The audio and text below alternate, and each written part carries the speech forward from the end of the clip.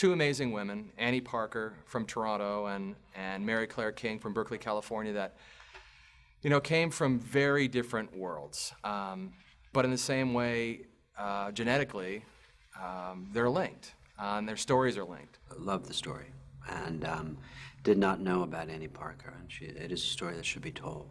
It's not often that you read something that it's smart, it's historically accurate, but it also embraces Mary Claire King's contribution to history, but at the same time, it doesn't lose the humor. And I haven't laughed out loud reading a script in so long. I think the script finds those little moments that, can take something so heavy and serious, and then you just have a little bit of oh, there's a little relief. These horrible things happen to somebody who is irrepressible and does have kind of a snarky take on life in the face of anything. So I just found it really beautiful to read, and I was like, I want to be part of it in whatever way I can. Anything that I'm right for, show me where to stand. I think it's a really interesting kind of movie to tell these two stories at the same time, to tell a story which is very personal and heartfelt about Annie Parker herself and her struggles with breast cancer, and then tell the sort of the scientific part, how Mary Claire King and her researchers, her team, finally tracked down, pinpointed the exact gene that is responsible for the 10 to 15% of breast cancer cases that are hereditary. I'm learning so much about the science part, and when I don't understand something in the script, I've tried to look it up online. Thank goodness for the internet. We're seeing two different sides of this phenomenon, this deadly phenomenon. One from the point of view of a woman who has been victimized and her family has been victimized, and how she so heroically deals with it as an everyday person, if you will.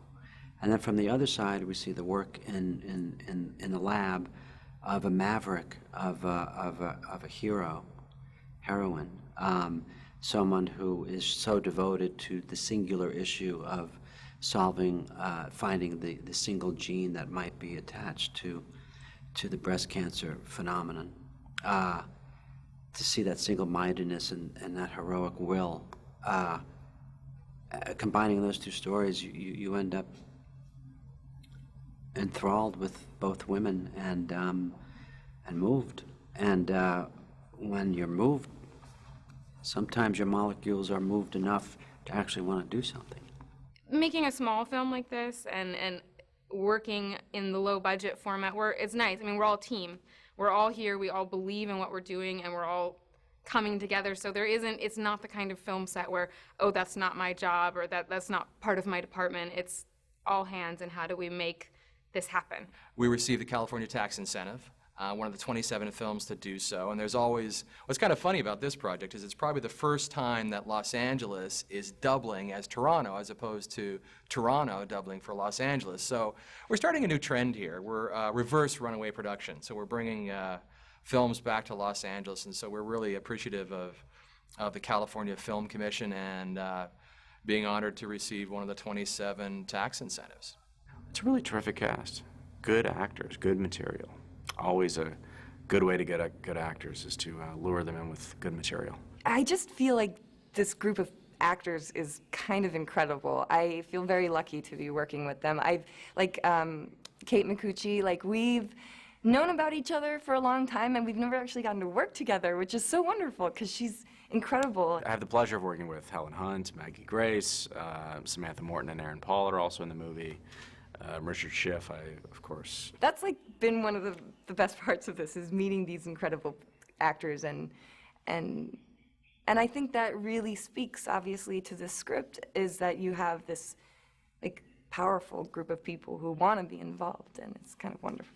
This story reminded me of my wife, which is why not only in how much of a crusader Annie Parker was and Dr. King, Mary Claire King, but her family has cancer in it, a severe high factor, to the point where she, lives with the fear of it. It's important to me in so many ways, just personally, because, my mom's a breast cancer survivor, and so, having gone through that with her, and then, reading the script and going whoa, it was really emotional reading it. My grandmother had breast cancer, was a breast cancer survivor and is no longer with us today. So that spoke to me personally, directly in the script. And what I've found making this project is almost everyone has been touched and affected by cancer in some way that is personal and intimate in their life, whether it's a family member or a friend.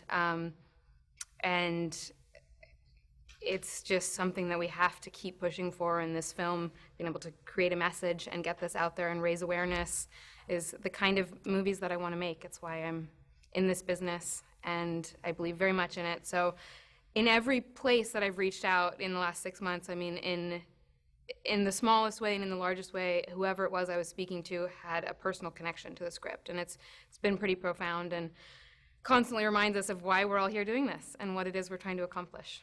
I was doing a show called The West Wing, and was in Washington, D.C., and got a call from John Podesta, who was the chief of staff for Bill Clinton. And I happened to not be working that day. I was sitting in Roosevelt Park across from the White House. And he said, you're not working today, right? I called him to check. And I went, no. Thank you for asking, but no, I'm not working, Chief of Staff. And he said, would you mind terribly coming over to the White House? There is this meeting that Bill and Hillary were supposed to attend, and neither one of them can make it. It's for the National Breast Cancer Coalition. And the women found out that you and some of the other West Wingers were in town, and they flipped out, and they would just love to meet you, and it would save our asses if you came over.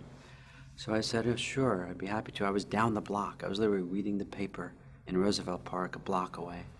So I went in, which was actually the old executive office building, to the treaty room, and walked in, and it was the first year of the West Wing. I didn't quite understand the reaction of some people in the country, especially politically mobilized people. I walked into the room, and it was like Elvis had returned to Memphis. All of these women screamed their shoes off, ran up to me. I was getting kisses and hugs, and while that was happening, though, I was hearing stories about why they were there, and every single woman in that room, and there was 300 or 400, were survivors. And then I heard the meeting. It was supposed to be a presentation, an award ceremony. Bill and Hillary were supposed to present, so I ended up presenting. And then I heard even more stories, and they had me in stitches and in tears because the stories were phenomenal and moving and touching and funny, and so I've become active ever since.